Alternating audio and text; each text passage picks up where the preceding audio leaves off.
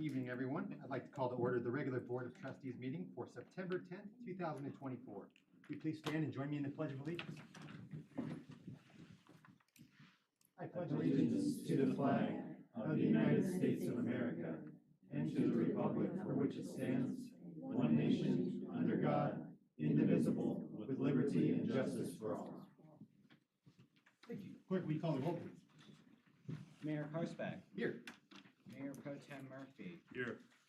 Trustee Albrecht. Here. Trustee Wing. Here. Trustee Ayers. Here. Trustee Kurtz. Present.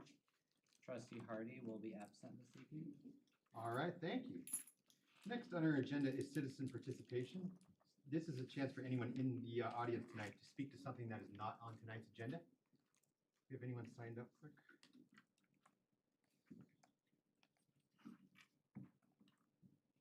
Thank you. All right, we have two signed up here. Let's see here. Okay, and we'll start off with, we have one for the Constitution Week. I will be pulling that proclamation, but if you'd like to speak to that, we'll start with Rob Davis. Welcome. And sir, if you, even though you wrote it down, could you state your name and address for the record? Sorry, yeah, my name is Rob Doe, D-A-W-E. Oh, thank you. All right, thank you. And your address is 335 Mountain Avenue? Yes. Thank you. Welcome. Thank you. So my name is Rob Doe. I'm one of the partners at Bradford's Grub and Grow. We've been there 5 years, and I want to first start by thanking the board for providing this opportunity to raise concerns that I have with the community. We have been open at Bradford's for 5 years. Got to survive through the pandemic, so we've made our mistakes. But we're very grateful and humbled by the support the community's given us. What I wanted to talk to tonight is my concern on food trucks on Mountain Avenue. It's got we've in a neighborly way. There's always been one outside of City Star, and I haven't rocked the boat at all because I wanted to be a good neighbor and see how we could do it. But about 3 weeks ago, I counted 5 food trucks on a Friday night. And it's tough for all of us right now, but it's just making it harder that we've got these trucks, mainly from out of town, coming in, parking right outside our businesses. So when I inquired if there was any laws or rules about where they could or could not park, and I'm a big fan of entrepreneurs and small business people, and if the trucks are there for festivals in the parks or if for any other area, I get it. But for a healthy downtown, we've got to be able to have the businesses that are there and generating sales tax and paying property tax. We've got to be able to operate our business without these trucks just pulling up in front of our business. And as I understand the law or the rules in Berthoud right now, there's nothing restricting any of them just pulling up, taking up parking, and just opening for business. They can serve exactly what I'm serving on my menu. They can do anything short of, as I understand the rules, serve alcohol. Again, I still want to be neighborly. I'm not sure I have all the solutions. I have a restaurant down in Denver where I know the rules down there. A food truck can't park within 200 feet of a licensed food establishment. So I would love to work with my neighbors, like to work with the community to come up with a reasonable solution. But I don't think on any level 5 food trucks outside of established business is helping us maintain a healthy town environment.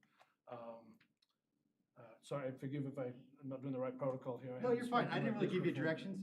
Generally, we keep it to 3 minutes or less, but since didn't really give you that up front, you can go ahead if you have anything else to say. Yeah, and I'm not looking for solutions tonight, but I Okay. just wanted to kind of plant the seed that we need to find a reasonable solution that helps everybody. But as it is at the moment, we're slowly businesses at the pharmacy's gone. I know Sidetracks is for sale, the gas station's for sale. If it continues as it is, we'll be for sale within weeks or months. So I'm not asking for anything special, but just I guess a level and fair playing field there. Sure. Thank you for your time. I appreciate it. Yes, Mr. Dahl, to follow up, do you mind emailing our town administrator or any one of us? I don't have do you have a card on you by chance, Chris? I may have one in my bag. That way we can keep the conversation going. Oh, absolutely. Thank you. What's the name of your restaurant? Bradford's Grub and Grow.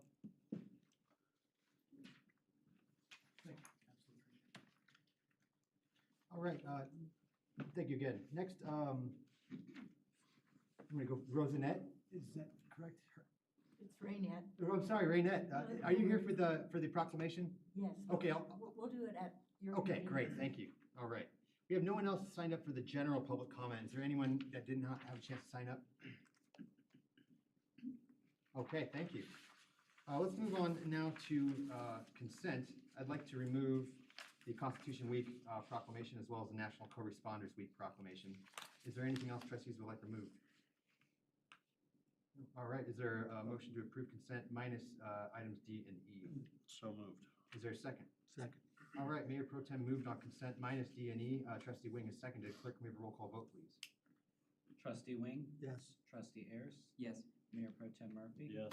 Trustee Albrecht, Yes. Trustee Kurtz, Yes. Mayor Karsbach. Yes. Okay, and I'd like to pull the Constitution Week, and we have the Daughters of the American Revolution present, and this is going to be Beverly Garmany, Jody Klein, Sandy Lundberg, and Renette, is it Hammond? Yes. All right. Before I read this out, is there anything you guys would like to add to it, or? I think you have it there. Okay, thank you very much. I'll go ahead and read this aloud, and thank you for putting this in front of us. Whereas September 17th is known as Constitution Day, and whereas September 17th, 2024 marks the 237th anniversary of the drafting of the Constitution of the United States of America by the Constitutional Convention. And whereas Public Law 915 guarantees the issuing of a proclamation each year by the President of the United States of America, designating September 17th through 23rd as Constitution Week. Now, therefore, we, the Town Board of Berthoud, do hereby proclaim September 17th through September 23rd, 2024 as Constitution Week in the town of Berthoud, Colorado, and ask our citizens to reaffirm the ideals that the framers of the Constitution had in 1787 by vigilantly protecting the freedoms guaranteed to us through this guardian of our liberties, remembering that lost rights may never be regained.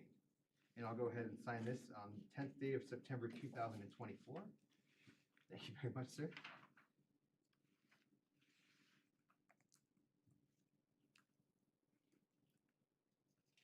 All right. Thank you very much. I'll just go ahead and bring this over to you. Thank you.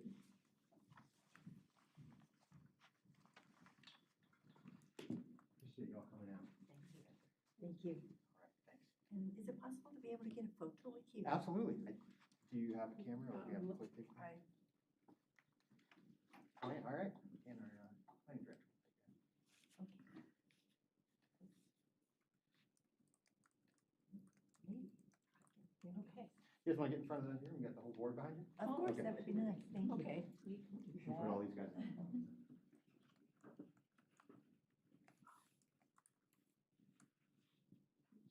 Okay, scooch together, until like you like each other. I shower.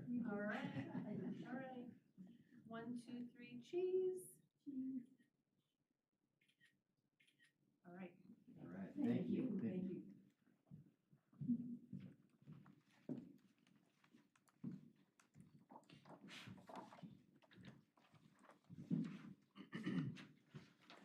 Okay, the second item that was pulled was the National Co-Responders Team Proclamation. And this is proclamation honoring the Colorado Co-Responder teams. And we have representatives from Summit Stone present. Oh, and Limerick County Sheriff, all right. Yes, Welcome. Would you like me to say anything before? if I could for Please, just a few absolutely, minutes. absolutely. Tell you a little bit about our program and what the proclamation's about. So my name is Robert Cook. I'm a sergeant with Limerick County Sheriff's Office. I brought one of our co-responder teams with us. I supervise our co-responder unit and also our school resource officer unit. So we have a big presence in Berthoud, working with our deputies here, working with the citizens of Boulder, or I'm sorry, not Boulder, Berthoud. And we really enjoy the relationship that our agency has with the town of Berthoud. So we really appreciate the honor to be here tonight with you. To tell you a little bit about our co-responder program, basically, it is a program where we have a co-responder model where we pair a clinician based on our partnership with Summit Stone Health Partners. And I'd like to introduce Izzy Torciello. She's one of the clinicians that's working tonight. So if there were to be a call in Berthoud tonight regarding a mental health issue or addiction issue or substance use issue, then this team would be part of the team that would respond to that. And then Deputy Kevin Kingston, who's one of our deputies. So they work together like our other teams do. They respond to crisis calls for service where there's a mental health issue, an addiction or substance use issue, or co-occurring conditions. And what we try to do is try to de-escalate that situation and then try to connect that person with the help that they need. So it's a different model of law enforcement. It kind of harkens back to the community policing model, which is very prevalent here in Berthoud. I know our Berthoud squad, Sergeant Williamson, working with all the deputies here, they're very engaged with the community, and that's kind of what we do with our co-responder unit.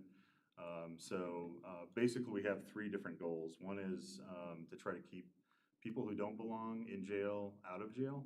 So for instance, minor crimes, minor complaints from citizens about somebody who may be acting strange or somebody who's disrupting a business perhaps.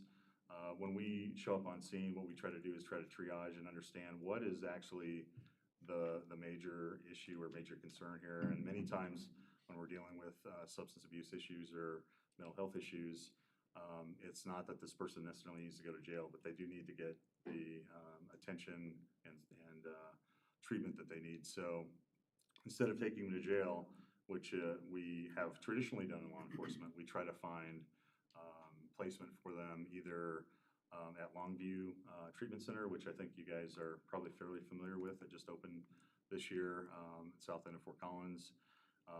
Or we try to get them to the hospital if they're uncooperative or violent. And then if we also try to keep them out of the hospital because that's very expensive. That's a very expensive way for somebody to have to go through that process. So if we can work with family members and friends to try to create safety plans, we also try to do that. So what we're really trying to do is be engaged with the community. Mental health, addiction issues, substance use issues aren't just a law enforcement issue, it's a community problem. So we try to also have our clinicians and our teams work with case managers so that we can get those people connected with the services that they need. So that's basically what we do and how we do it. Like I said, we really enjoy a close relationship with our residents in Berthoud, and we appreciate, again, the honor to be here. The National Co-Responder Alliance is kind of behind the National Co-Responder Recognition Week, trying to bring awareness and recognition to the great work that co-responder teams across the country here in Colorado and especially here in Larimer County are doing for our citizens, trying to do the best we can for them. So, Excellent. Any questions for Sheriff's Office? Well, thank you both for being here tonight. absolutely. Gladly read this off.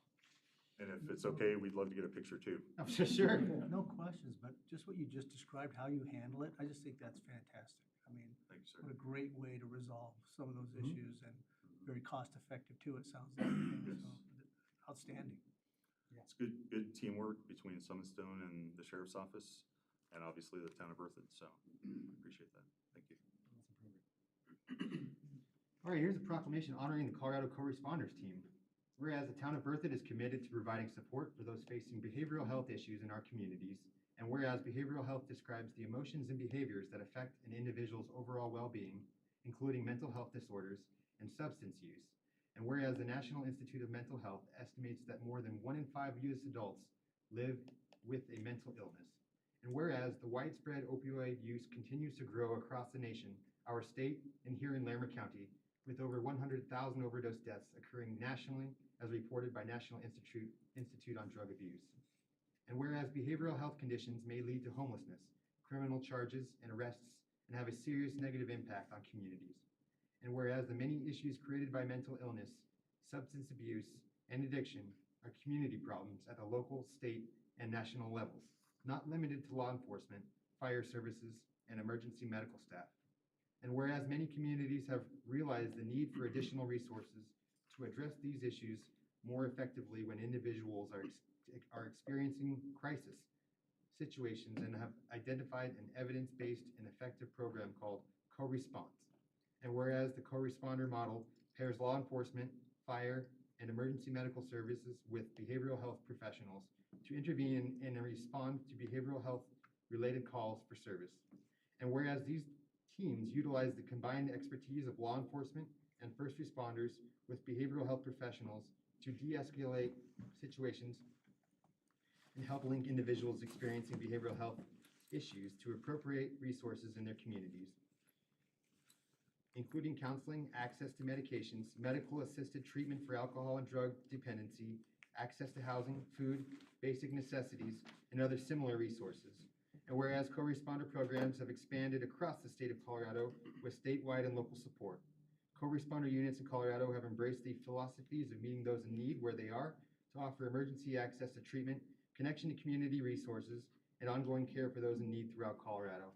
Whereas the Larimer County Sheriff's Office, the co-responder unit in partnership with Summit Stone Health Partners and the Town of Berthoud, and the Youth Crisis Response Team, and the Loveland Police Department in partnership with Thompson School District and Summit Stone Health Partners, have responded to countless thousands of emergency and non-emergency calls for service, provided crisis intervention, conducted important follow-up, developed safety plans, assisted people to get connected with the resources they need for healthier living, including access to behavioral health and other community resource services. And whereas these first responders have shown exceptional commitment, dedication, leadership, and passion to help those in need, reinforcing how vital their work is to the communities of Larimer County. And now, therefore, we, the Board of Trustees for the Town of Berthoud, hereby proclaim the week of September 15th through September 21st, 2024 as Larimer County Co-Responders and Crisis Clinicians Week.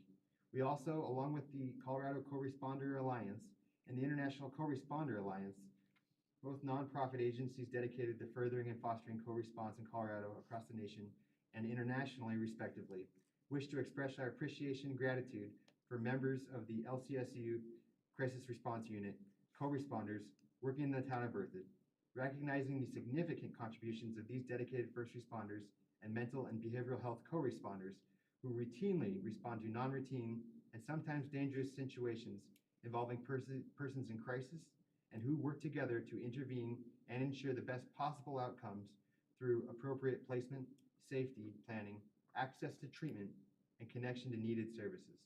As the Board of Trustees for the Town of Berthoud, we also call upon Larimer County residents and public and private institutions and organizations to specifically recognize, honor, and give thanks to these amazing professionals for their daily sacrifice and public service through the great work they do to assist those in need.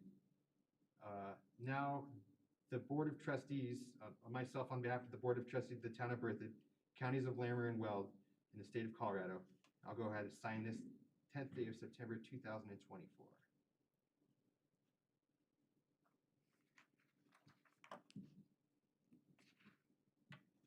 Would you guys mind if we all got up and got a picture? Sure. All right.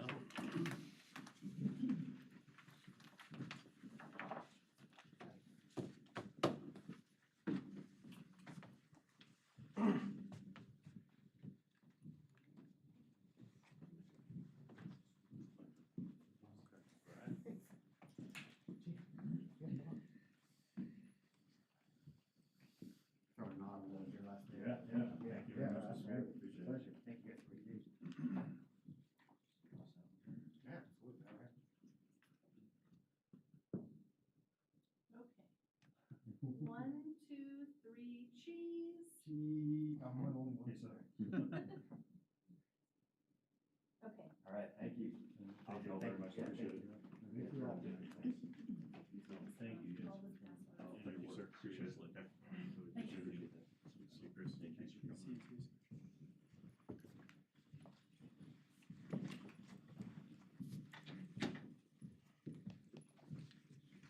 All right. Get back to the meeting here. Is there a motion to approve consent items D and E? I'll move to approve consent items D and E. Thank you, Trustee Albrecht. Is there a second? Second. Is that okay? Trustee Ayers is seconded. Clerk, could we have a roll call vote, please? Mayor Pro Tem Murphy? Yes. Trustee Kurtz? Yes.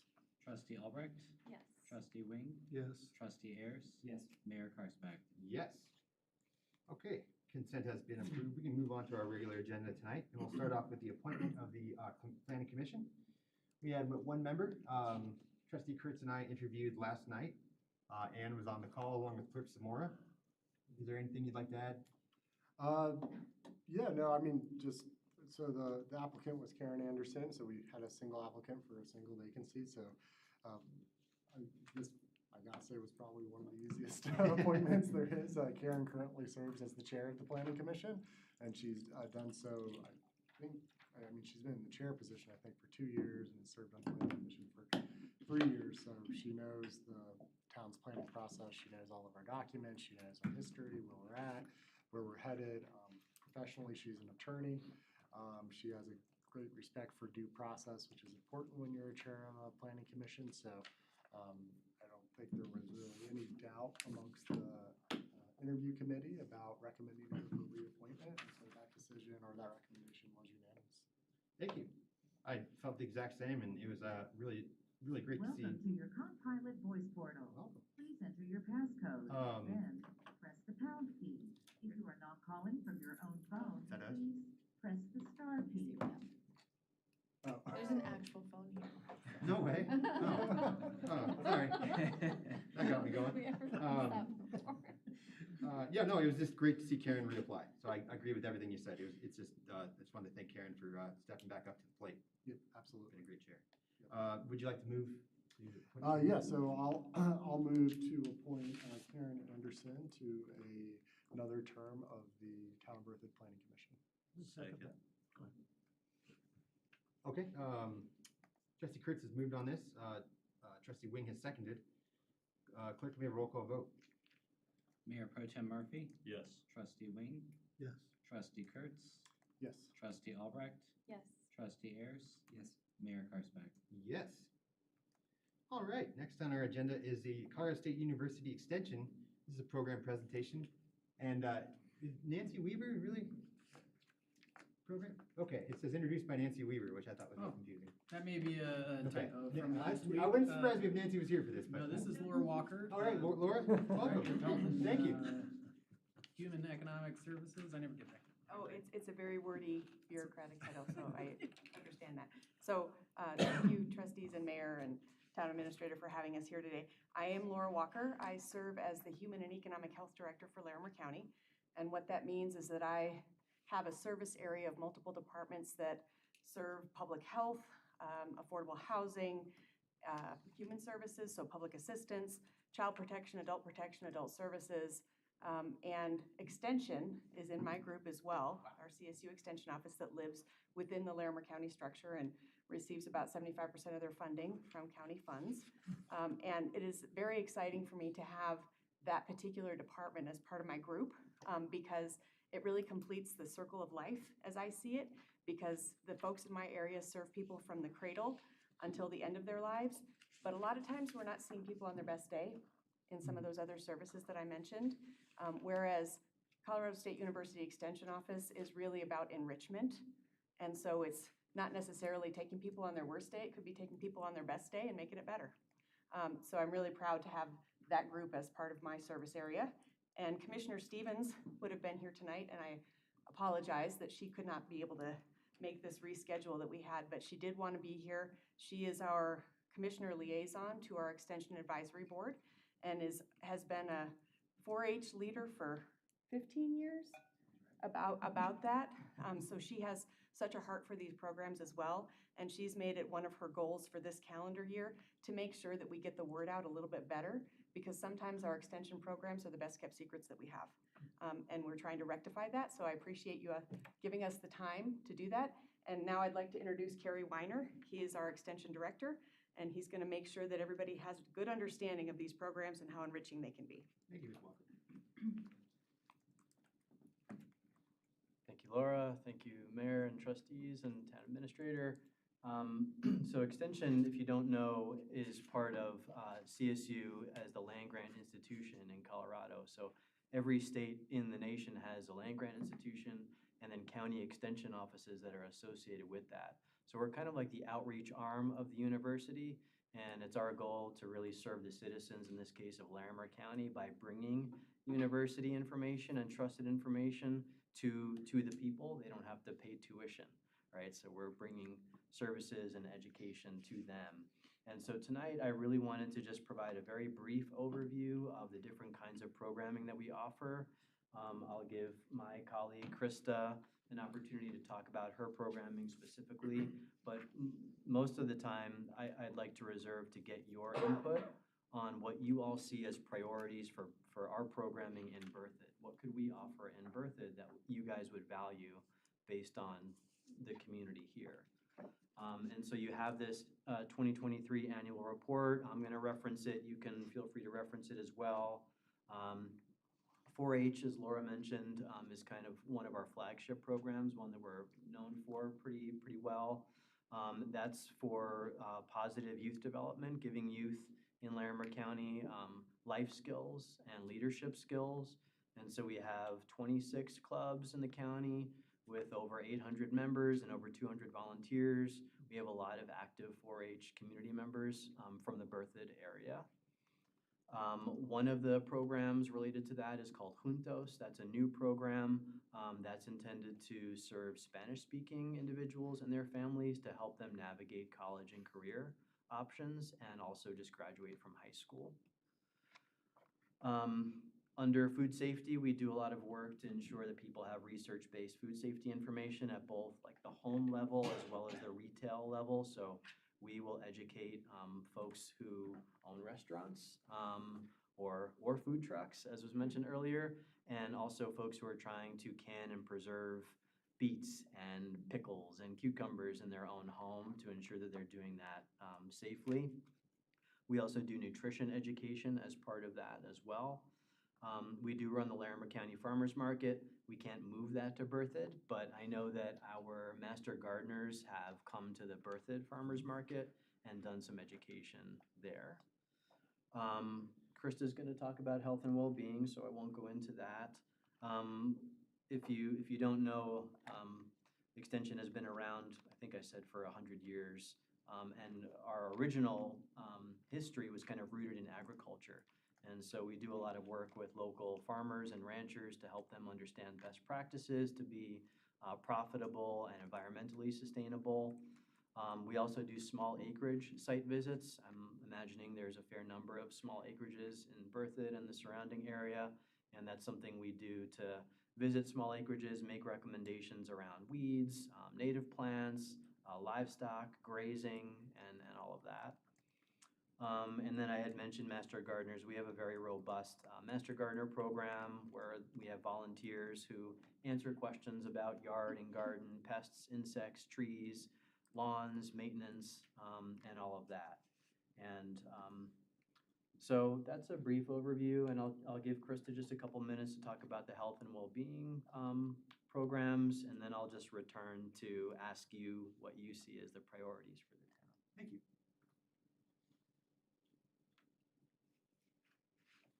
Hello, my name is Krista Timmerman. I'm the Health and Wellbeing Specialist for CSU Extension. Thanks for having us down here in your lovely town. We got to take a little stroll before the meeting happened, and it was really nice to come to the park and go by the A&W. So it's nice to be down here. I'm going to cover a variety of different topics. Health and well-being is a very large bucket, but I'm open, as Carrie said, to hear your ideas as well around health and well-being programs that might be well-served in Berthoud. There's a couple of handouts as well that you should have gotten in front of you. The first one that I'll cover is senior access points. So it's a little rack card. It's orange. There's orange on it. Yeah. So senior access points is a website that hosts all of the Larimer County healthy aging resources. So it's very localized to Larimer County for older adults, their caregivers, professionals, to access all of the aging resources that we have in our community in one spot, make it really user-friendly for people. We heard in years past that older adults have trouble trying to find some of the resources that are in Larimer County, so we developed the website with a bunch of different partners, including the Office on Aging, to just make a one-stop shop for people. So want to make sure that Berthoud residents also have access to those resources as well. So that's the first one. The second one, there should be a route card that's related to radon in people's homes. Yeah. So we do receive a grant from Colorado Public Health and Environment to do radon education and provide free test kits. We do that in the month of January because that's Radon Action Month. And so we'll be doing that again this next year. I really want to get out to the rural communities. The city of Fort Collins has their own Healthy Homes program that does a lot of radon education, but some of our outlying communities, rural and unincorporated county, we see that there's not a lot of testing of homes for radon. And so I want to make sure that your community is also included in that outreach so that people can test their homes if their levels are high, get resources for mitigation. So that's the second one. And then just cover a couple of other topics that I'm doing some assessment and community engagement on to see where I want to go with some of these. But one of them is mental health. As mentioned with the co-responder program, it's really a community issue. We are a non-clinical education-based organization, so I'm really looking at programs that are far upstream. So the co-responder program is very much crisis intervention. Have to have that in our community, it's great. But I'm looking really far upstream on prevention efforts. So it's working with kids or even adults on emotional regulation type of programming. One of those that I've had some really exciting kind of inroads with is nature and health. So we did a really cool event in Fort Collins called Healthy by Nature, where I worked with some faculty on campus to bring different types of activities to the community where they could come to a local park and maybe try some different activities, explore new ways of connecting with nature that might benefit their mental health and well-being, their physical activity, just all the different ways that nature can enrich our lives. I've also been looking into social media impacts on youth mental health. So that's one that's come up with a couple of community partners on just giving some tools to not only youth but to parents in this kind of digital world, how we can help our youth with navigating those spaces in a healthy way and maybe disconnecting from those spaces as well sometimes to better their health. So those are just the main ones I want to cover, but I'm very much interested in what you all have seen in your community and maybe where we can build new programming as well. So thank you. Thank you. Yeah, so at this time, if you have any thoughts that you'd like to share on what you would value for us, ways that we can serve here in your community, I have a notepad and I would Right, like to. you might be the first. That's awesome. Well, thank you first for an awesome presentation and all three of you for coming out. That's fantastic. Any comments? Go ahead. Yeah, sure. Trustee Ayers. We recently put out a survey to the community and basically how do you use the community, what projects are most important moving forward, that sort of thing. And across the board, trails and outdoor spaces were the two most important things in basically every question. So I'd be interested in, getting your feedback and having you guys kind of focus a little bit on the nature and health aspect. Seemed really interesting for the community members. So I would love to know more about exactly how that survey reported that back, because one of the departments that's in my service area is our economic and workforce development, which holds our conservation corps, which does exactly that, trail maintenance and rebuilding and making sure that those spaces are going to be accessible for the long term in a safe way. So if someone could. Certainly, we'll forward the survey off to you. If you could send me that survey data, I'd love to pass it on to our Economic and Workforce Development Department Director and have him work with his conservation corps to see how they might be able to assist. Absolutely. Yeah, Thank you. Yeah, thank you. And then I guess I had a question for you guys. Is there anything that stands out from your work in the community that is sort of, top of the list from the programs that you've presented to people in town? I know in Berthoud, like I mentioned, our master gardeners have done some education here. I also know we did advanced care planning presentation here as well to help people navigate their options for for directives for end of life and those kinds of directives. So those stand out to me as things that we've offered in Berthoud, but really want to hear from you in terms of what's important.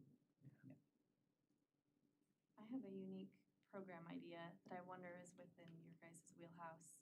And the idea came to me while I was looking at this, and you have like the classes on, proper ways to can food and the gardening. And one of the visions I have for Berthoud is that at some point we teach people how to have victory gardens again. Yeah. Just because that knowledge has not passed through generations, and I for one would love to know like how to have a victory garden and then that into producing canned goods and just self-survival skills that are making our community more resilient. And then usually when you have a garden that produces basic fruits and veggies, you even have to share with your neighbors, and just kind of like a resiliency program that would help our community be more of a growing, vegetables and fruits community, but I don't know if that's at all within your wheelhouse, but it came to my mind. Completely within our wheelhouse, and during COVID, statewide, we actually, through our Master Gardener, started a Grow and Give program where we would do kind of just that and help people grow food and then help them facilitate options for donating a portion of that food. And not all counties have maintained that, but we've maintained that since COVID here in Larimer. Awesome. So I think that fits very nicely, and we can figure out how to maybe ramp up some efforts here in Berthoud and add in how to can. And that self-sufficiency piece and empowering individuals through our education is core to our mission. So it's a really nice fit. Brilliant. Thank you for sharing that. I like the give aspect. There could be partnership opportunity there with H&S or something similar. Yeah. Just because they're already in the food distribution business. Do you guys work with House Neighborly Service at all? It's a Loveland Berthoud organization. Okay. Oh, yes, of course, We're with the county. deeply connected with Yes, H&S, yeah, yes, for many years. Yeah. Thank you for that. I didn't know this is so county funded. So that's what mind blowing to me. I just thought, and I'm a CSU grad, I just thought this was I don't know where CSU got the money, but this is all, land grant stuff, but it makes sense. It's funneled through the county. So is this county tax dollars that does the extension work? Absolutely, it's Okay. general fund dollars, so Oh. the majority of that is property tax countywide. And it's been a very high priority for many mixtures of what this board has been through in the 24 years that I've been here. Yeah. It's always remained a high priority to do additional funding to that. We don't find that in every other county in the state. Actually, Carrie previously was the state extension. Energy or had a Anyway, number of roles. he was in the state, administrative he roles. was an administrative state role with Colorado State before he came to us. And so he knows what happens in all the other regions and we are very well supported here. Excellent. I'd imagine as we get more urbanized, there's a little bit of what does the extension do? And it sounds tonight like you guys are also trying to adapt to these new mental health stuff. May not have been stuff that farmers probably were looking at 100 years ago, but really probably should have 100 years ago. But no, that's just fantastic. So is your funding totally up to the commissioners, or is the state sets a mandate of a certain amount that has to go to the extension? No, but I mean, CSU obviously gives their contribution for their agents. And then the commissioners decide how much to supplement for those positions that are county funded. So how many, you have 16 staff? 17 of us, 17 staff, and half for CSU, half half for are county. actually CSU employees and half are Larimer County employees. Okay. And so then we kind of slice and dice the funding for those positions across. And our actual extension agent, is that still Carrie, or is there a number of them now, or?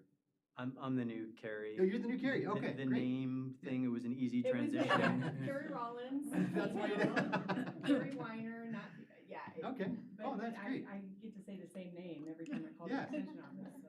Carrie is now my boss. Okay. Well, Carrie, previous Carrie did a lot of work helping to improve a couple of our open spaces. One being the Heron Lakes, the actual Heron Rookery.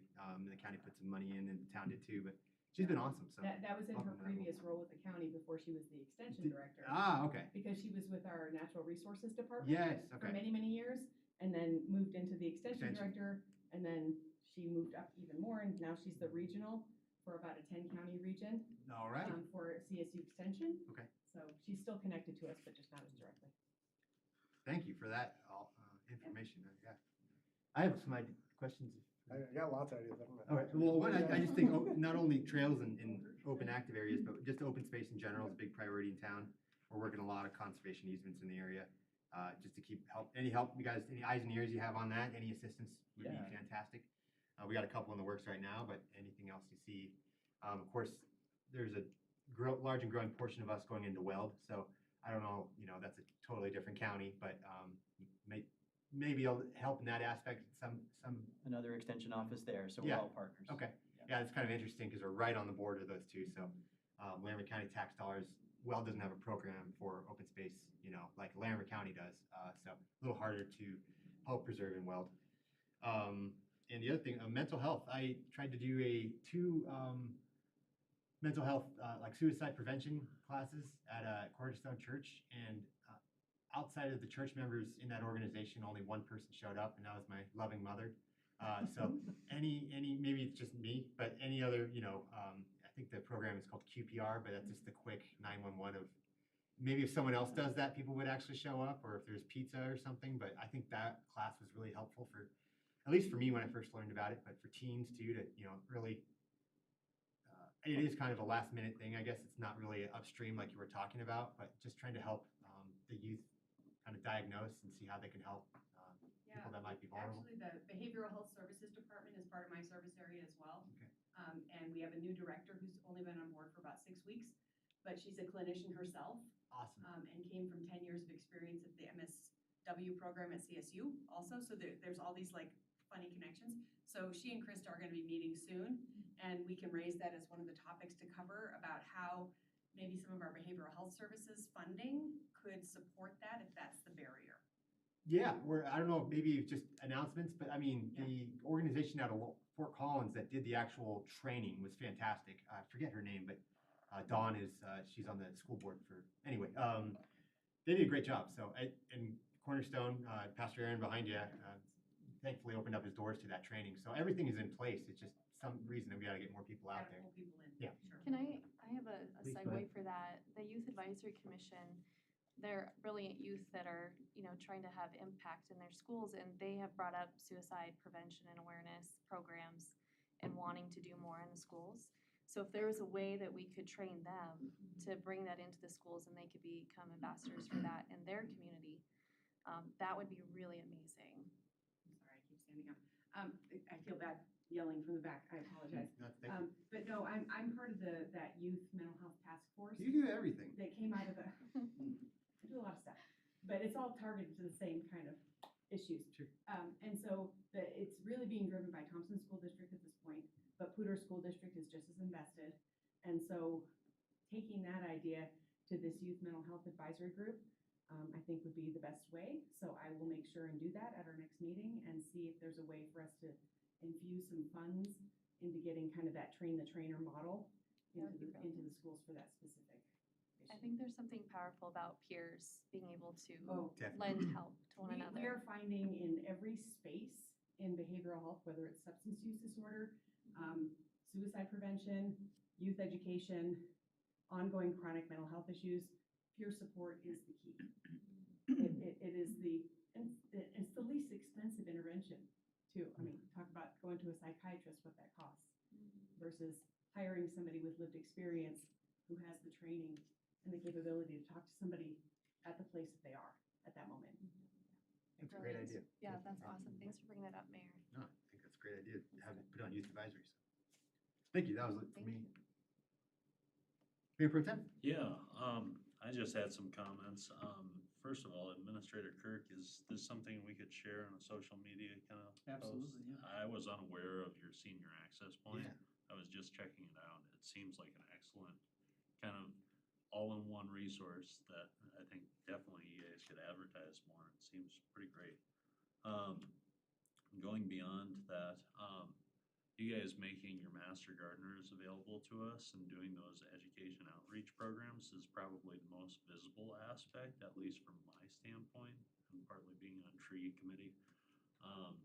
It really helps to have folks that are knowledgeable about these issues on the ground, talking to our citizens, involved in kind of our policy decisions and stuff when it comes to turf management, trees, kind of our xeriscaping and landscaping. So anything you can do to add to that, get more information out there is awesome, because I'm finding people are always hungry for it around here.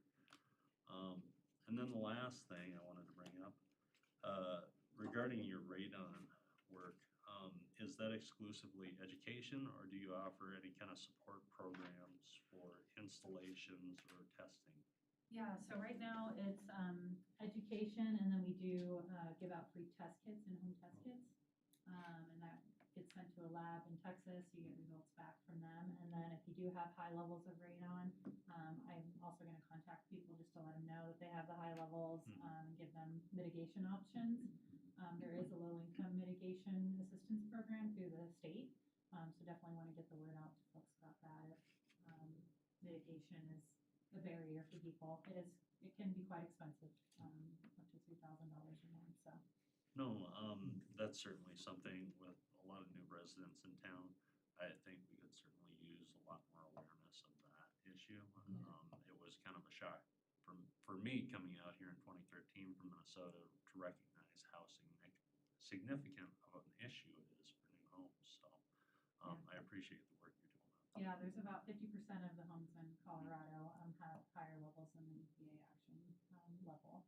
And it does cause lung cancer and lung disease, so it's actually the second leading cause of lung cancer behind smoking. Wow. So it's a pretty big issue that a lot of people don't know about. I didn't actually know about it until I started working for Extension, so it's kind of one of those things that people just don't really hear about. So we're trying to definitely get the education out there, get people to test their homes. And even if they do already have their house mitigated, it is recommended to test every 2 years because the radon can find new cracks in the foundation to get into the home. So a lot of people don't know that either. They think, oh, I have a fan in place, it's been there for 10 years, and think that they're all good, but they could actually have high levels of radon still. It's odorless, colorless. Go ahead. Is it code, I'm new back to Colorado, is it code in new homes that you have a radon sensor in your home? So for Larimer County, yes, and it's for passive system. So there's not a fan actually attached to the system. So for some homes that works really well. For some, they actually need to have a fan attached to it to have it actually drafted out of the home.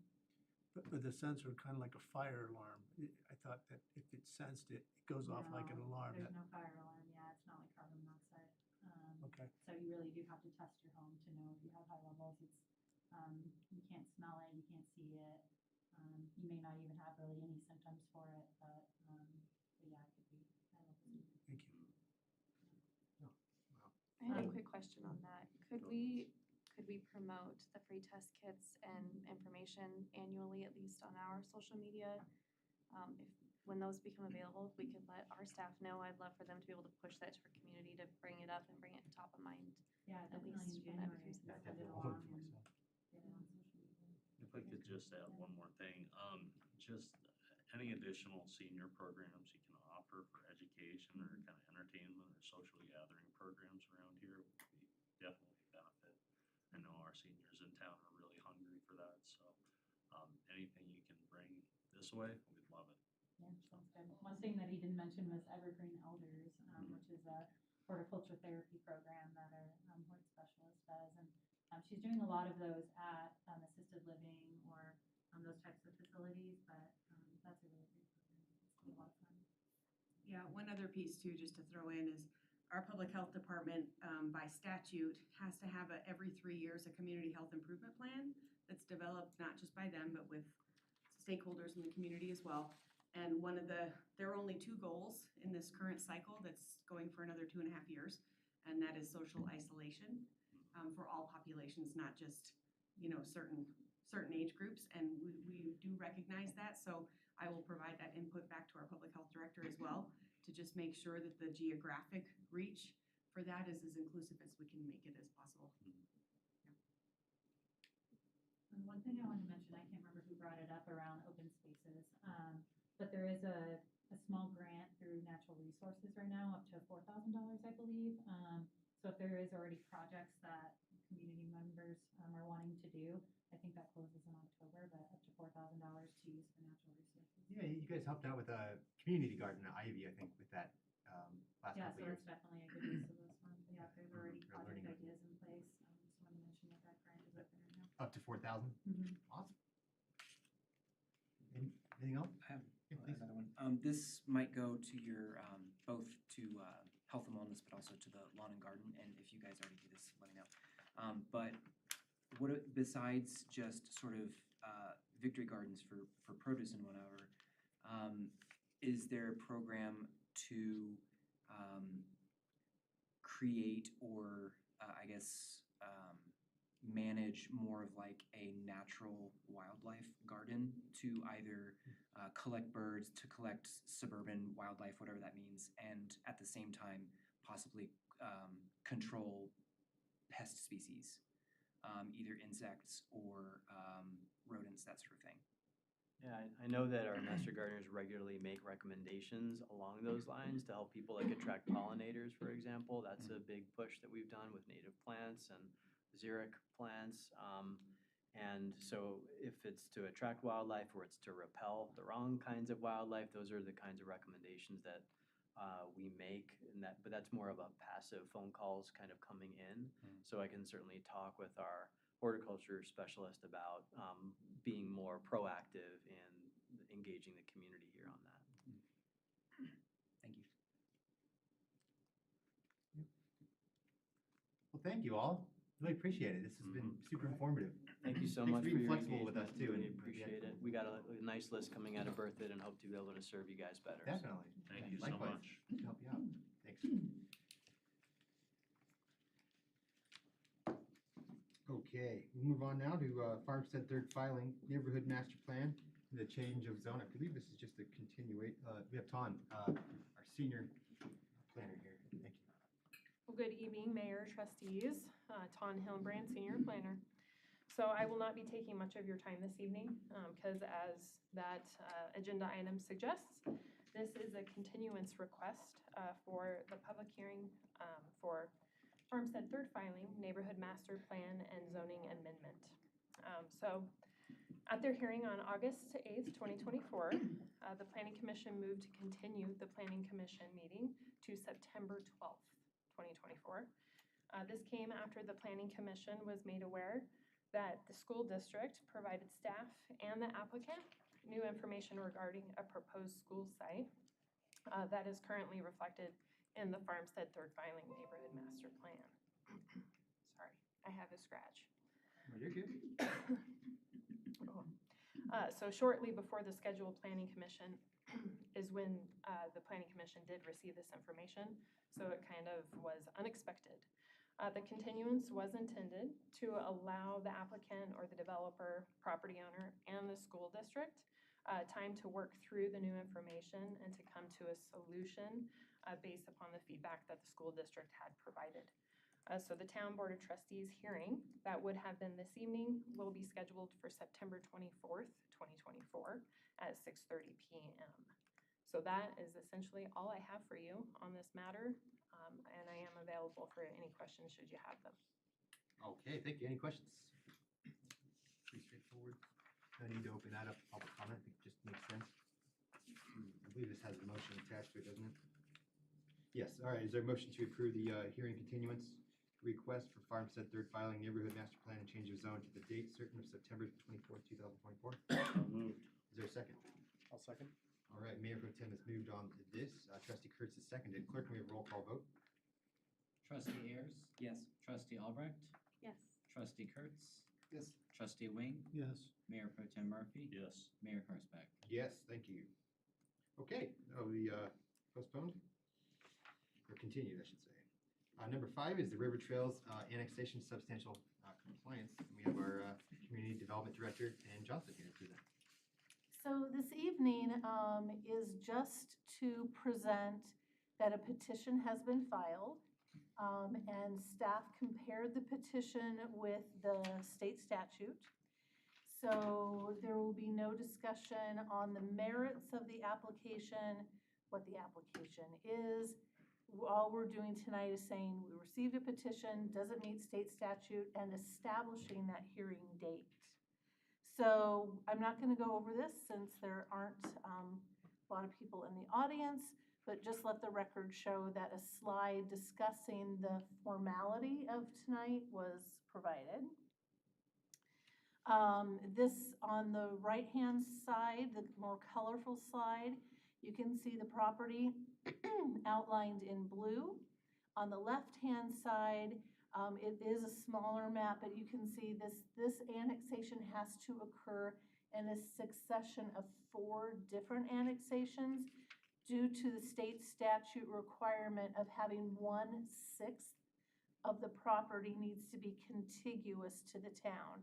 So what a clever surveyor does is they create chevron shapes, and that helps get that contiguity requirement. It is catty corner from the town, but just be that catty cornerness doesn't create 1/6 of the property touching. This is done all over the state of Colorado, so this is not unusual. So tonight, again, the petition is, 1/6 contiguity. that there exists an interest between the applicant and the property owner, as well as an interest in the town to annex the property.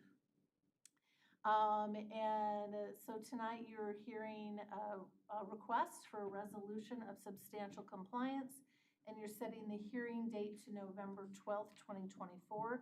That date happens to be 2 days past that 60 days from the petition being submitted and tonight's hearing, but that's at the applicant's request that we're having it then and not at the end of October.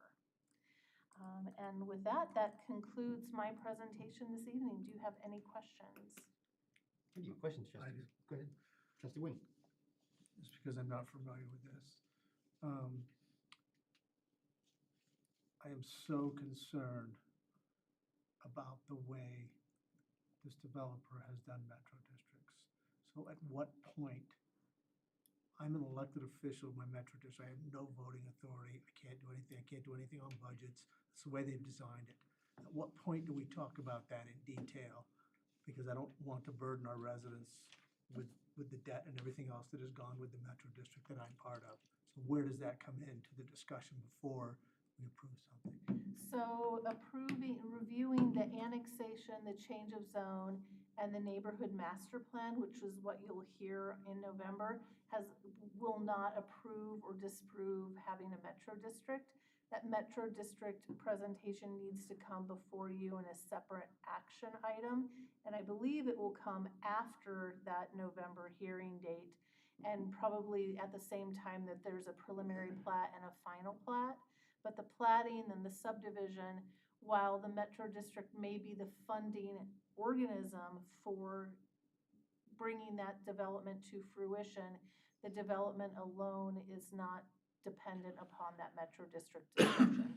But there will be a different one, and Administrator Kurt can probably talk about that process. So at some point, we will have the opportunity to have dialogue and potentially stop something from going forward if that comes to be. So there's two separate processes that exist. There's the land use process, and then there's the Metro District Service Plan approval process. Yep. Those two things are related but are completely separate. There are lots of developments that go through the process, throughout the state of Colorado. Without a Metro District, it's not even part of the conversation. We have developments in town that have done the same thing. If this development or if this property owner chooses to apply for a metro district, they will have to go through our service plan approval process, which requires public meetings and a whole long list of legal documentation that this board gets to review and approve in conformance with our adopted service plan policy, which was not in place when the district that you live in was formed. Okay, thank you. I had a few additional questions too, and I understand, so we're not really making a decision of any sort tonight, it's just a notification.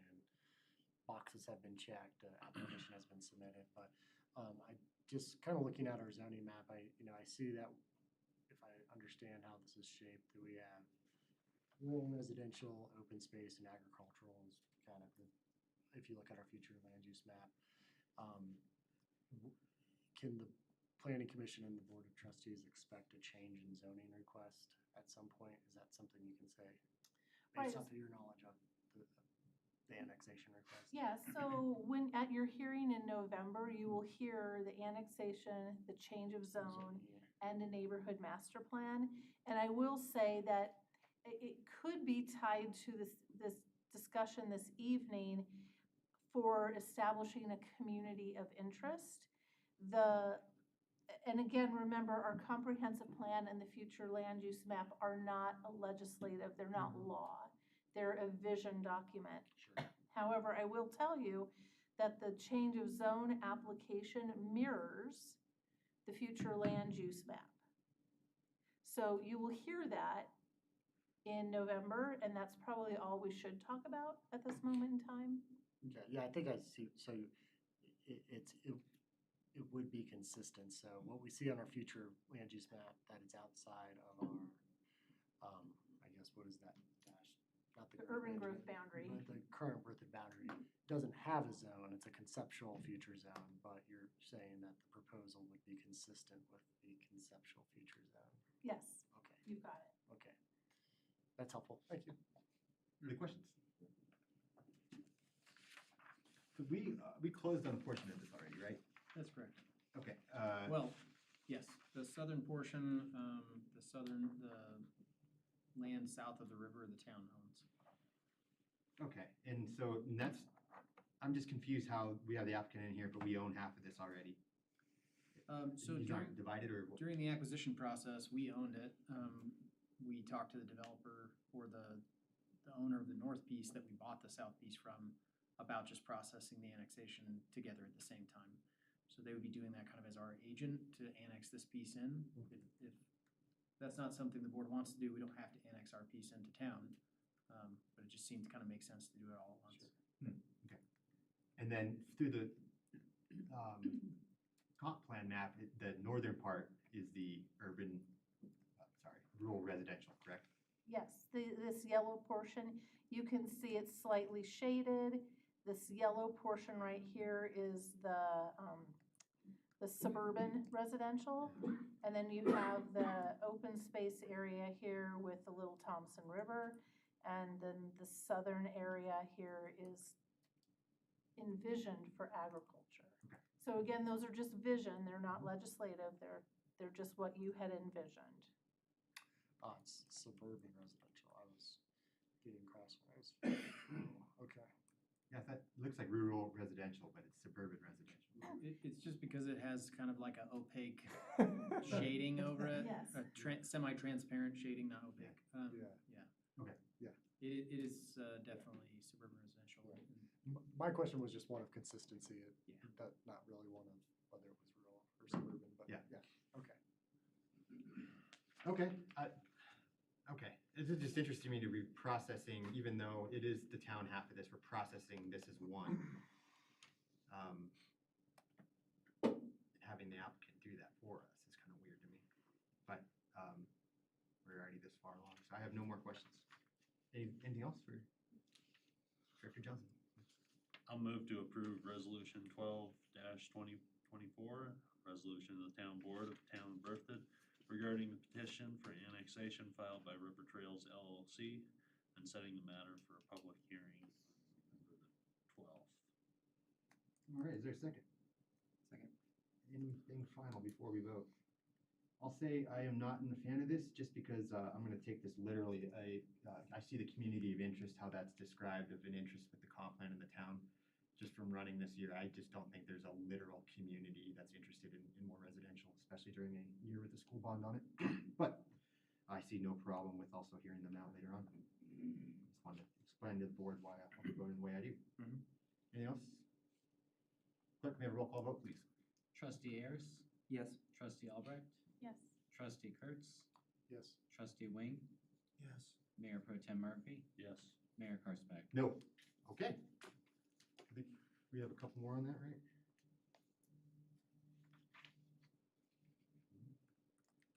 That is it? That's for it? that Sorry, one particular run agenda. resolution. I thought there was like three. All right, thank you. You want to just stay up here for the last one? Okay, great. Finally, we have the general code changes. Thank you for putting this off, and I'm sorry I was rudely interrupted you in the last meeting to hit our 9:30 deadline. Ann, can you just go ahead and run us through this? Yes, since you have a 7:45 deadline this evening, I'll go fast. So again, Planning Commission heard this on June 13th, and then they voted to unanimously send this to you. The last time we met, you had the first hearing. Since that time, I've not heard from the public or anybody about any questions. Again, let the record show that the process for code amendment is listed on this slide. These are the 4 buckets of code amendment. The first one is that land use table. Oftentimes, we had uses listed on the land use table, but we didn't have definitions. Then we'd have uses on the land use table, and those uses were defined in another land use in the definition section. So what we've done is we've tried to condense our land use table.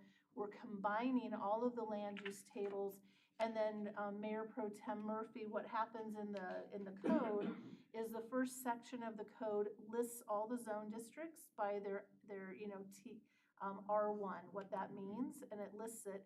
The next section of the code then defines what is the intent of that zone district, and then the table will be right there. So you have everything right there in the code. Again, we're consolidating it. The tables for suburban, urban, and conservation district are a little confusing. There are land uses on the left-hand column, but then the uses across the top instead of zone districts it is when you have a townhouse, you can have these uses. When you have a patio home or a garden home, you can have these uses. And it was very confusing to the development community, so we're bringing all of those land use tables together in one table so that when you want a use, you can look across and know where do you need to locate that use. All right, so that's bucket 1 or item 1. Item 2, we just have, if you like the idea of this consolidated table, then in the code it will reference table X, Y, and Z, but instead of X, Y, and Z, now we're going to reference table 1, something like that. Item number 3, right now there are no properties zoned traditional neighborhood in the town of Berthoud. That was a very nice zone district that was created, but we never zoned any properties to TN. So right now, the new zone districts of suburban and urban really replace that intent. So why have a zone district if we're not actively utilizing that zone district? So we're proposing to remove that zone district. And then item 4 is integrating a few items from the comprehensive plan into the development code, such as buffering for natural areas. What is transect planning? And for everybody that might want to know, it's looking at the community from a holistic approach and including starting at the fringes, starting in our urban growth boundary area and having lower density out on the fringes, and then working our way in for higher density and uses in the middle. So that really is that transect approach. You probably knew about that.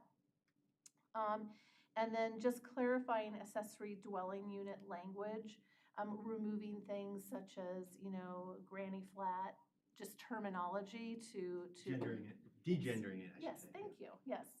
So with that, that is the end of my presentation about the code changes. And if you have specific questions, I'm happy to answer those. But again, I've received no questions. So here we go. Questions? So you were saying we do have the urban and suburban, but on here, item 3, it says the new districts of suburban and commercial, but we do have an urban district, right? Yes, we have suburban, commercial, and residential, urban, commercial, and residential. Okay, and then the urban residential would be replacing the TND, which would be rear-loaded garages, the stuff you'd look at as a traditional neighborhood development. Yes, and you can have that in any development. You could have that in R1, R2, suburban, urban, you can have the rear-loaded. Yep. So we are not making anything non-conformity. Right, okay, all right. I'm just trying to, I don't have any agenda behind this, but would there be a situation, or when you say TND, would you have front-loaded, or they traditionally rear-loaded, like traditional neighborhoods, I should say, right? That's what the idea was? Okay. Well, the idea, and we don't have any properties that are zoned traditional neighborhood right now.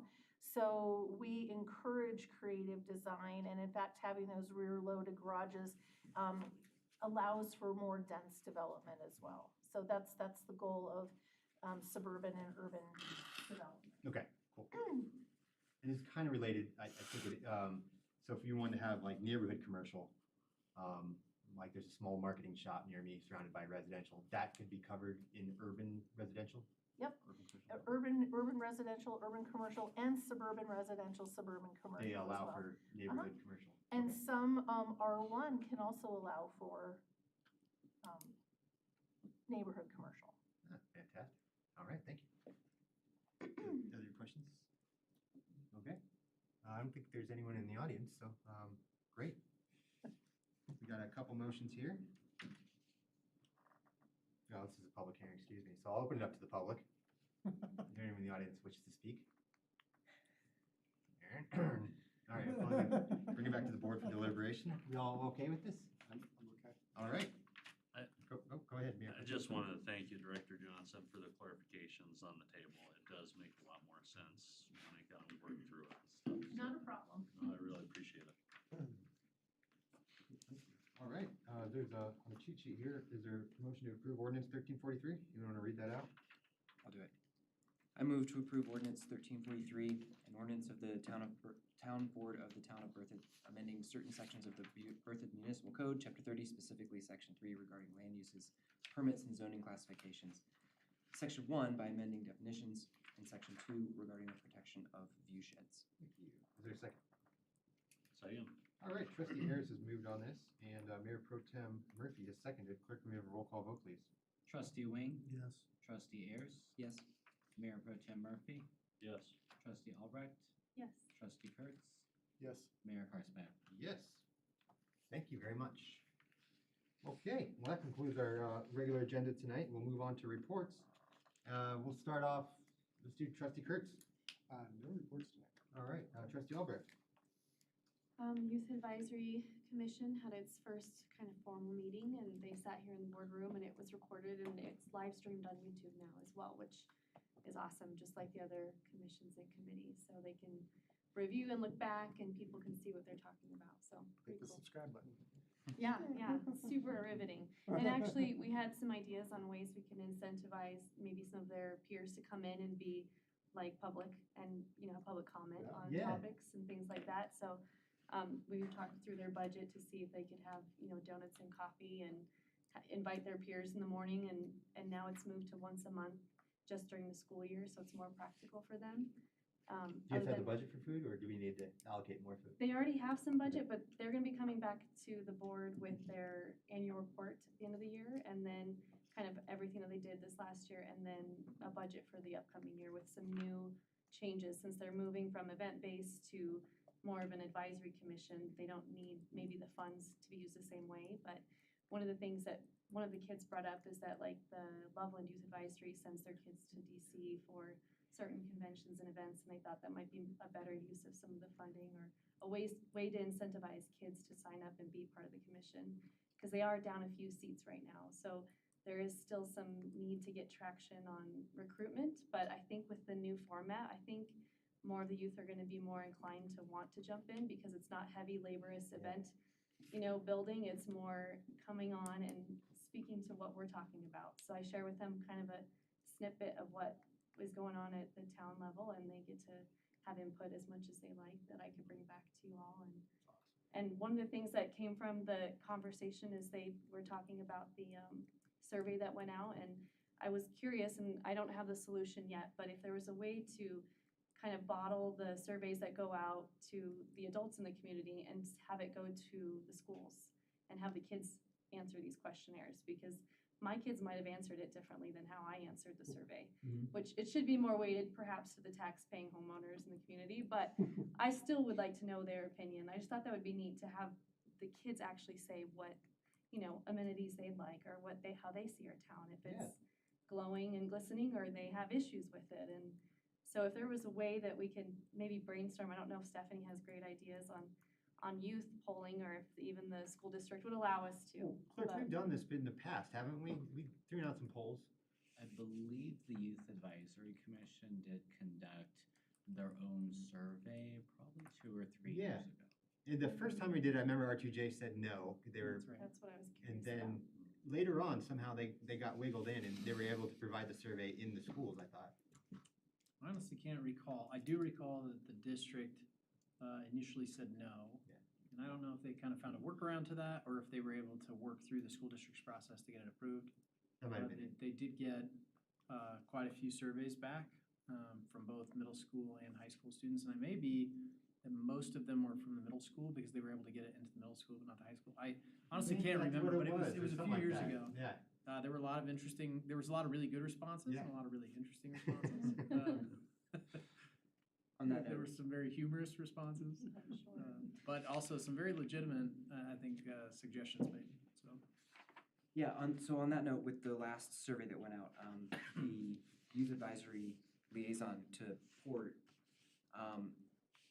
the youth advisory was going to prepare a survey, but I think it just didn't come together in time. It didn't seem from her comments that there was pushback from the school. It I just think there seemed was like it just, intention, but maybe not knowing who in the school district would approve that or, okay. yeah. So I think that that's kind of their goal is, but maybe there's some, we need to figure out how to make that Who to talk connection to. for them. Yeah. And so if you guys have any suggestions on, because I could see there being some struggle with the school district if we're surveying kids maybe without their parents' consent or something, right? Like that might be a struggle, but if it's for Parks and Rec and that type of thing, I think it could be really, really helpful to know what their thoughts are on all of it. Yeah, I can't think off the top of my head who to talk to, but we've got to maybe dig in our emails somehow. Or reaching out to Maureen, I guess, somehow we'll figure out who to contact. I suspect I have all that information back from several years ago, so we just need to do some digging. Yeah, just something to consider, but the other thing I was thinking about, I'm always thinking about twinkly lights downtown, honestly. So I was thinking about we're coming up on Christmas and Christmas lights, but really, I wish that we had more lighting downtown that was, more drawing the nightlife, and I know we don't have much, but I think if you start to add that value downtown at night, people will be out taking strolls or enjoying downtown more and might make businesses want to stay open more. So I don't know if we've talked about that in a while, but I do want to bring up the twinkly lights downtown, and I know we can't go across very easily with CDOT, but going, parallel to the roadway might, I don't know. We talked about how that could be difficult too, but The there's poles ways are made of make it work. fiberglass, not of steel, and so they don't really have, we're concerned about the strength of them, even that little bit of weight on the top of the poles. They're not really designed for that kind of static loading, but it's not like, I think there's some other creative ways that we could maybe do that. We actually discussed those in a meeting just this morning. I totally agree. So, And I think, like, especially for Christmas. but- yeah, and especially going to building. I mean, the poles were intended to hang a weighted flower pot, so a Christmas light shouldn't be that, at least that weight. You wouldn't think so. And if CDOT's a problem, which I think we should look at again and see if they really are against this. I mean, what May said of just going from the pole to the building, at least it's something, but I agree. And you guys do a fantastic job. I'm not saying you don't, but just adding every year makes it better. Well, not to open Pandora's box, but why did we not want to buy Mountain Avenue from CDOT? What was the, That's actually, that decision's never been made. We can't get, didn't come to a conclusion on one, that? we don't want to buy it from them. We want them to pay us to take it. That's a more appropriate That's route. correct. Two, we've made that request several times. There's a process called devolution of the highway that we have to go through. And the long and short of it is, we make the request in writing, which we've done multiple times. They then ask us for our maintenance estimates, which we prepared with our engineering firm. They are then supposed to prepare their own long-term maintenance estimates, and that kind of sets the terms for how much they should pay us to take the highway. They've never provided their maintenance estimates. They've had a change in personnel. The person who's in charge of it is also in charge of a very, very large project, I-25 segment 6.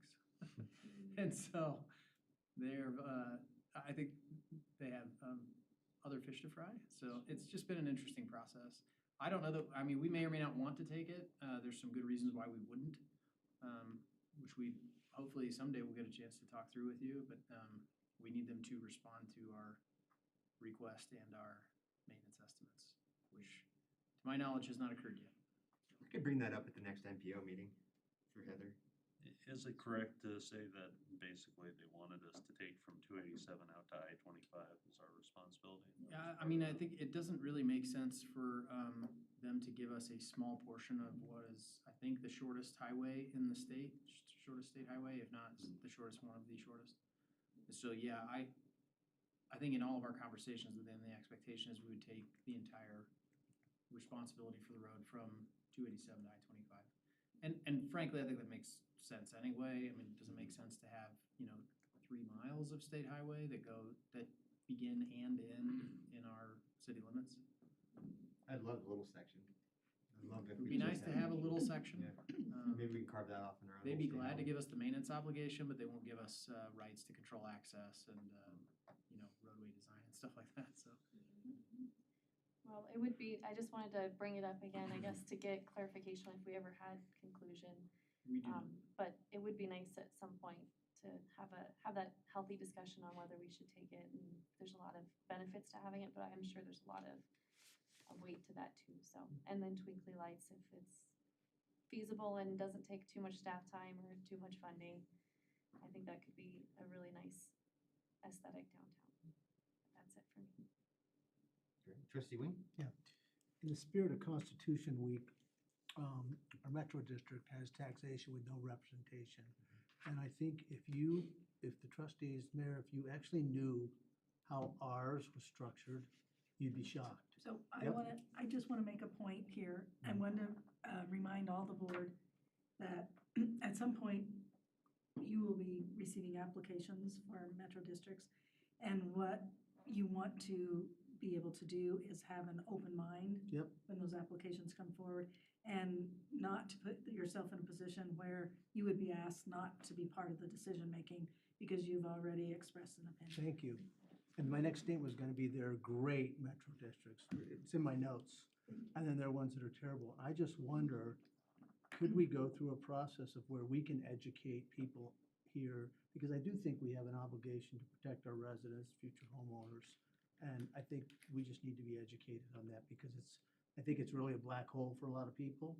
And I think there needs to be some education for us on how they're structured.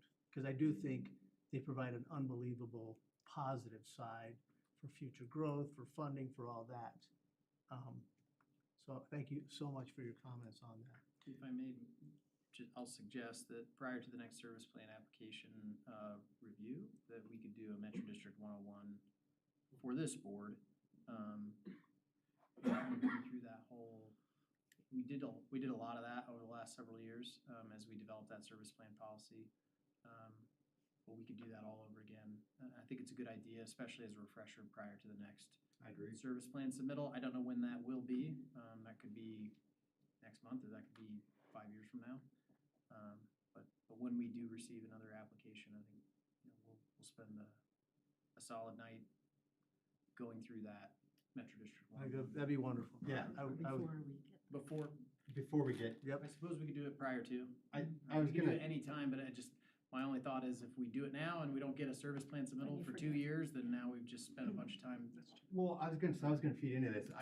Thank you for all these clarifications. I think also it'd be good to update because we had some no votes on our last service plan for Ludlow, and I think some of them were good merit on why they were voting no against the service plan. So maybe we would also use that as a 101, but also an opportunity to update some of our requirements of approval for Metro. I'm forgetting the wording, but we have a criteria of things they need to do, prove to us. Yes, you have a service plan review policy that the board approved last year, maybe, or maybe the year before. I don't know. It seems like it's all run together, but Okay, that's great. Yeah, kind of struck a note with me, him talking about the food trucks and how it impacts his business, and he may not be around in the next month. Could someone just inform what the next steps might be in looking into that? I think it's up to the town board if you guys want us to, like any policy-making effort, you tell us if you want us to prepare some options for you to consider. We can do a relatively quick policy process where we look at other jurisdictions and present you with some options, or we can do a much longer policy development process like we do with oil and gas, where we kind of started from scratch and still using others as an example, but crafting one that's very unique to Berthoud. I think we can do either of those two things at your discretion. Do you know if other municipalities require permits for food trucks? Absolutely. There are plenty of jurisdictions that require permits. They're much like short-term rentals or oil and gas. Every community handles those issues differently.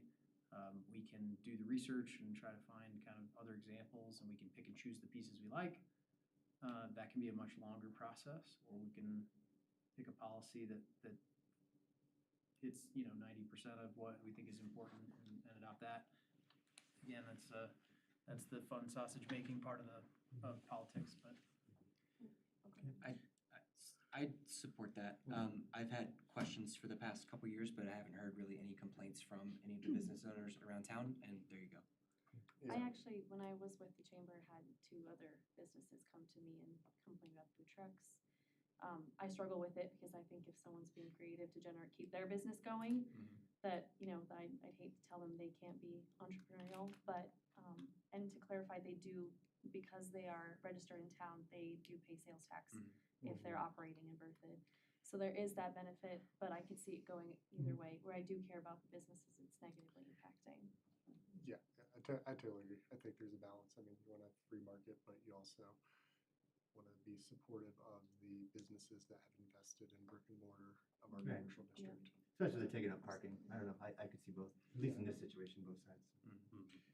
And the last thing I had, Chris, I think you're one of the town's greatest assets, to be quite honest. And I just wonder about succession planning. I don't know, if we have a contract with you for multiple years? But I think you drive a lot of the positive things that are going on in the town.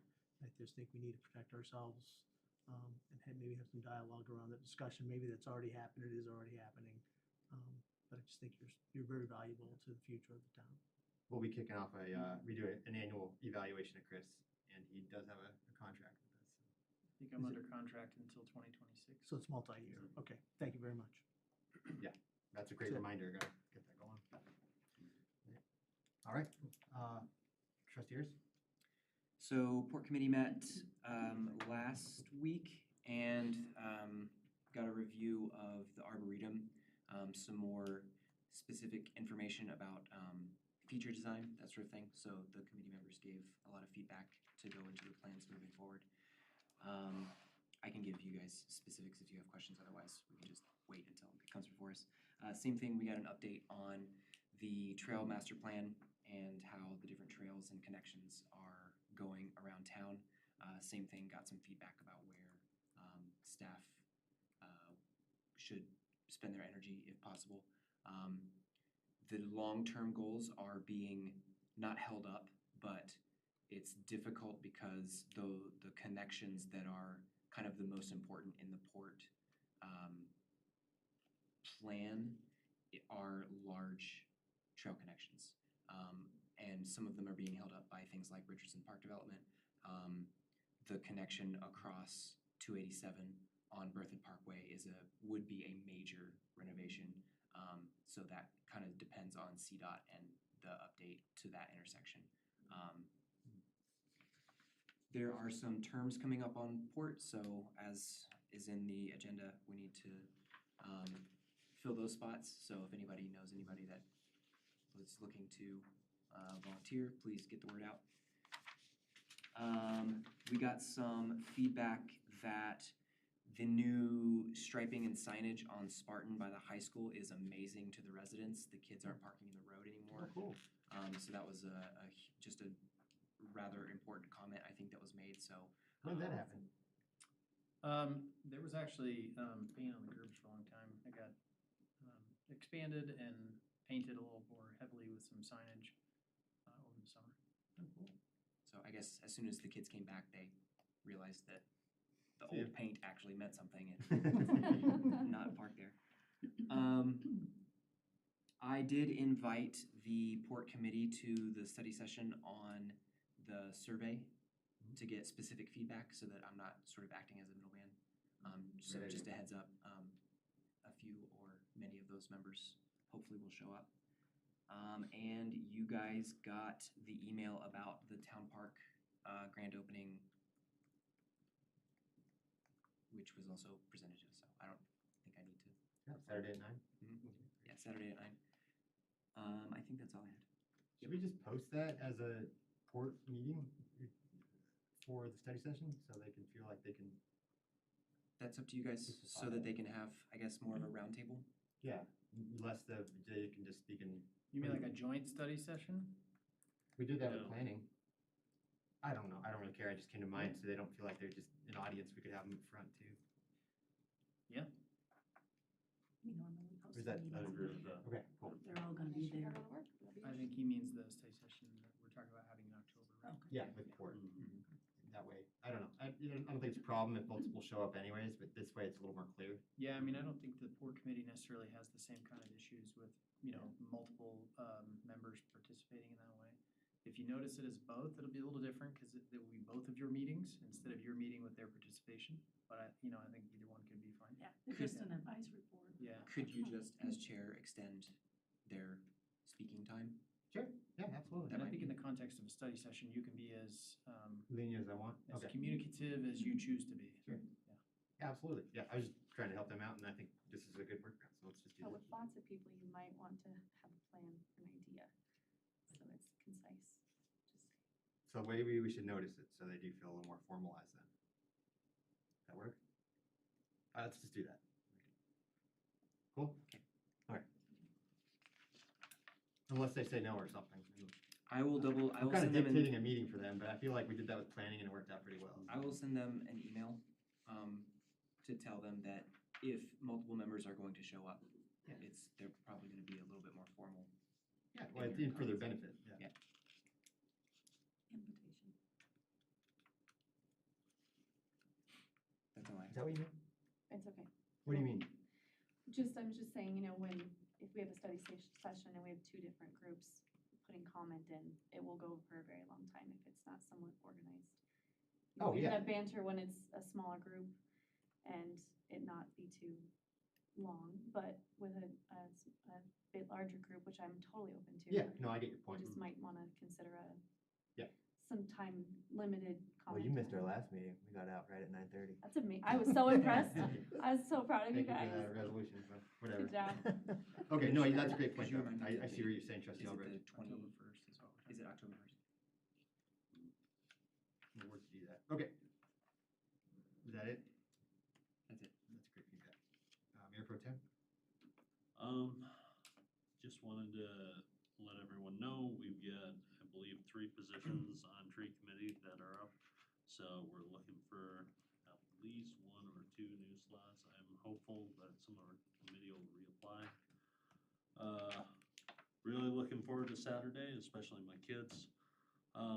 And then the last thing I wanted to bring up, just an update on the TSD support resolution, where that's at. So, We'll have one drafted for your next meeting. perfect. That's all I've got. Awesome. The Metro District discussion, I think that's a great idea. Other than that, just reminder, for the CML meeting next week, if any of you guys want to attend, next Wednesday, I believe, at 5 PM in Fort Collins. And I think the RSVP is due tomorrow. Tomorrow, that is. I just read that today, so I just wanted to extend that too, but that'll be a good opportunity if anyone has the availability. And then, I can't attend, but the, October 5th, Emerald County Sheriff's Office, yeah. Awesome, that's all I had. We'll turn it over to staff here. So we've discussed the study session that we're talking about having on October 1st. That's the first Tuesday of October. I know Trustee Kurtz, I apologize. I know you said you couldn't be there on the 1st. All good. But the goal will be to do a tour ahead of time if you're all available, to do mostly a driving tour. We could stop and kind of get out and look at some things, but won't have time to have a detailed tour of the water plant, for instance. So those are certainly things we could organize at other times, but hopefully the idea is to kind of take everyone and familiarize you with some of the facilities that the public doesn't generally have access to, or maybe don't know exist, and maybe even you don't know our town assets and those kinds of things, and give you kind of a broader kind of conversation about some of the future projects that are in the pipeline, or pointing out high priority economic development sites, things like that, just to kind of give everybody a really good shared understanding of the town. So October 1st, we'll start that earlier in the evening. We'll provide dinner as well, and then we'll jump into Parks and Open Space priorities based on the most recent survey. Do you know what time, think just for my calendar, 5 PM, do you think? I'm thinking that 5 o'clock is the best time, if we can make that work. I know that Trustee Ayers, that may be a little bit of a challenge. If that's an issue from a timing standpoint, we could also start the study session a little bit later. The beauty of the study session is you guys can choose when you want to end it, because you won't be making any decisions. It'll be a more of a learning, kind of discussion-based meeting. So there's no pressure to make a decision that night, extend the meeting as long as you want. So we can kind of work through timing if there's an issue. But starting at 5 will also get us out while it's still plenty light out. The later we go in the year, the earlier we got to start a tour, because I think the last time we did a water treatment plant tour, it didn't occur to me, but we went out there before the meeting. It was dark out, and so The inside was great, but the outside was much less impressive. Yeah, so 5 o'clock on October 1st is our plan. We'll jump in the BATS bus and take as many as choose to come and participate. And then we will be sending you an email survey from Asher Architects, who's, if you may recall, is helping us with some conceptual designs for Second Street, just to get some kind of high-level feedback from you. When we come and bring that back to you with concepts, we'll review all of that feedback. But it's just an easy way to get your own individual opinions about that site and some kind of conceptual ideas. And again, we'll present all of that feedback that we collect from you when we come back with all of that. But it's a little quicker way to do it than waiting until we can get that item back in front of you. So be on the lookout in your email, please, and we would certainly appreciate your response and thoughts. I wish former Mayor Pro Tem Grace was here so I could let him know that the railroad crossing at Mountain Avenue is finally scheduled. You have likely seen the flashing signs. It was a multi-year effort to get CDOT and the railroad to get that done, but it does look like that's going to happen starting next week. So we're excited to see that crossing get improved. And hopefully they do a nice job so that we're not back here in a year complaining about the crossing. Just real quick, does that mean, is the Spartan crossing something completely different, or are they moving together? Those are 100% separate processes. Okay, I didn't. The new Spartan crossing was the next thing on my list. Okay. So we just got an update from the attorney, Brandon Dittman, who's kind of a specialist in the PUC process and who's been supporting our application to the PUC. That is effectively done. Our construction plans are 100% complete. We believe we've gotten all our final comments back from BNSF and that there is some general support, and so we don't expect to be opposed at the PUC when we apply. That process could take between 60 and 90 days. If there is no opposition from BNSF, if there is, it can be a very long process. So we've been working with BNSF throughout this whole design effort over the last 5 years. And I think we have come to agreement with them about the things we're going to do to make a one-for-one crossing trade make sense, and that they've supported our design. We won't know until we apply. But that application should be going in the next week or so. And then again, that if we're unopposed, that we could be actually formally approved for construction within the next 90 days or so. So we've made some pretty significant progress on the Spartan Avenue crossing. Then at that point, we need to bid the project and decide if we want to spend the money to build it. But we should hopefully have that crossing approved. I had a question about that. Is there a public hearing at the PUC, and do we have representation? You know, I'm not gonna lie, I don't know the answer to that question. I have a very long list of steps that need to occur, and I can double check. That's what Brandon does. But This yeah, represents you. Brandon will represent us in front of the PUC. Thank you. And then lastly, we had a great conversation. We've had a couple of great meetings with House Neighborly Services as a follow-up to our last meeting. Town staff has come up with some alternative ideas that I think could help us all achieve a bunch of different goals, including some major redevelopment of downtown properties. And their board seems excited about those. So we're kind of working through some of those details, and we'll come back to you, hopefully at the next meeting, and present a concept for you to consider, at least potentially for the acquisition of property in downtown the town might want to pursue to both redevelop, but also maybe create some space that they can either rent or purchase from the town. Awesome. Speaking of redeveloping businesses or buildings downtown and BNSF, have we thought about approaching them for the depot building? We have not. Because that would be, 5 to 10 years down the road if we approach them now, and we could acquire it. Let's redevelop it. So they don't take it out, part of this new rail, we'll see. do That have was really some- negative of me, I'm sorry. They won't be taking out buildings just yet. I was just don't trust curious you if guys. that Perfectly fair. had come up. No, That it is does a not. historical landmark No, it in does not. Berthoud. And Does that's that have any it. That's state it for me. historic designation, or is that just local? I have no idea. I just know I it don't means think it's on something the to record. us. No.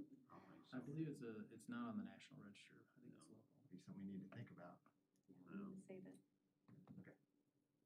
Good idea, cool. Is that it? That's it. Awesome. Trustee Wayne, you had something? Yeah, 2 weekends ago, I was at Breckenridge, and they've done, and I've been gone away from Colorado for a long time, they've done such an amazing job with their waterway that goes through town. It's just spectacular. And there's little shops, there's restaurants, and it's just so inviting, and it goes all the way. Estes Park has done a very, very similar thing all along the waterway. Golden has done a very similar thing.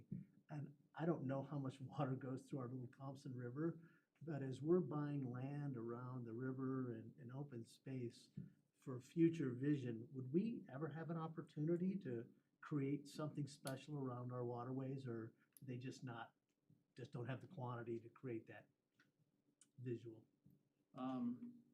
It's definitely a possibility.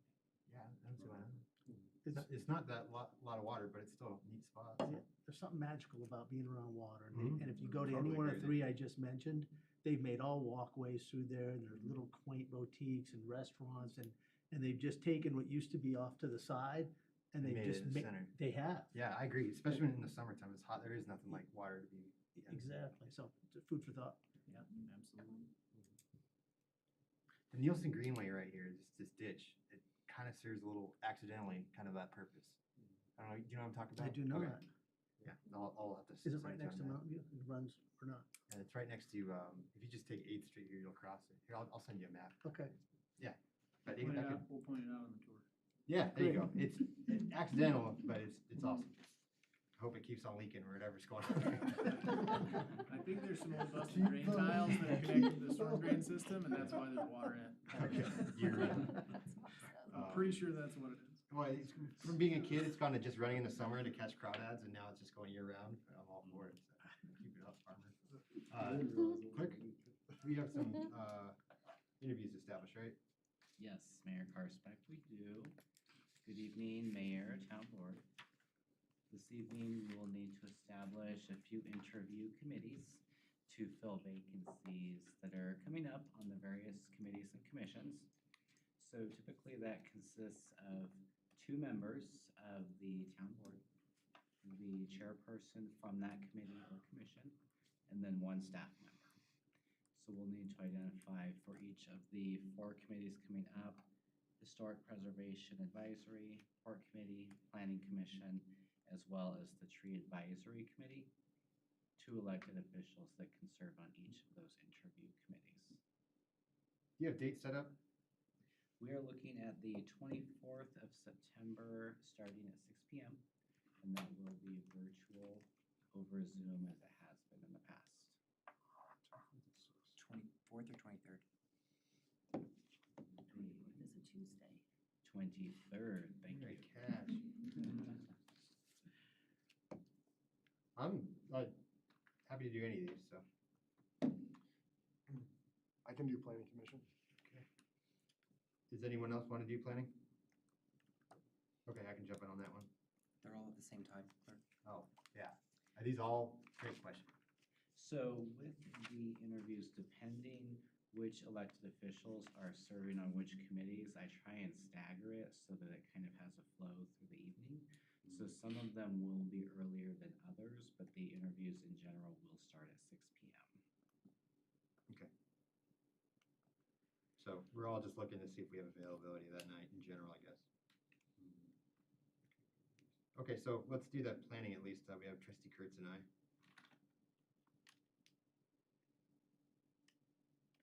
Then, does anyone else have availability that night to do HPAC or Port or TAG? Yeah, I'll do Port. What night is it? The 23rd, 9/23.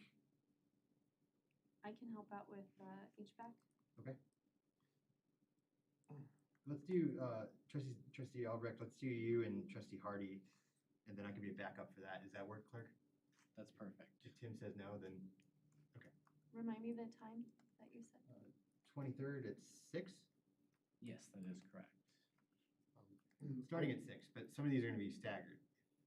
Yes, they will start at 6. We should be able to finish by about 8 p.m. or so with everything. Okay. No, that should be a Monday. Oh. Monday the Never mind. 23rd. Monday the 23rd. Okay, so we have 2 for HPAC right now. We have 2 for port, or I'm sorry, 2 for planning. Trustee Ayers, you volunteered for port that night? Awesome, thank you. I could do port as well. Awesome, okay, so we have Trustee Kurtz and Trustee Ayers on that. Do you need any more? And then, I'll be on tree.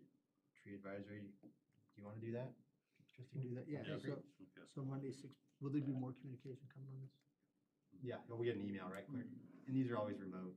Yes, so the week prior to the interviews, I will send an email out with a detailed schedule as well as copies of the applications for each of the applicants, along with the Zoom meeting invite. So you will have that no later than the Thursday preceding this Monday. Right. And this is a one-time interview, that's what this is? Yeah, these are, well, they're ongoing, but they're just for new committee members and Okay, ones great. required. Does that work? That's perfect. All right, thank you. Thank you. Is there anything else, trustees? I have nothing. Okay, so we just heard communication from Administrator Kirk, they reached out today that, there'll be 2 people in town taking on the parade, so we'll have a Christmas parade this year. They didn't have any interest on taking on the tree lighting, so I expressed some interest if no one else wants to, that I can help out with that, but any ideas you guys have is great. So just want to throw that out there, that if anyone, any help would be appreciated if that's even a possibility to What's the scope of that? just someone to, Depends on how big you want to make it. yeah. I was just thinking speakers and get Mr. Claus or Santa or Mrs. Claus to plug in some lights. And I'd make a speech or someone else would, but Sure, that'd be awesome. even if we can't even get that, just to get the community together and sing some Great. carols. Get some of your local coffee shops and churches, see if they want to do hot cocoa. free hot cocoa. The people planning the parade have communicated well with the businesses. Okay. It's just the tree lighting got kind of taken out because of the amount of work, but I thought it was nice bringing the community together, so. Yeah. So thanks for taking that on. Appreciate it. All right, that was it.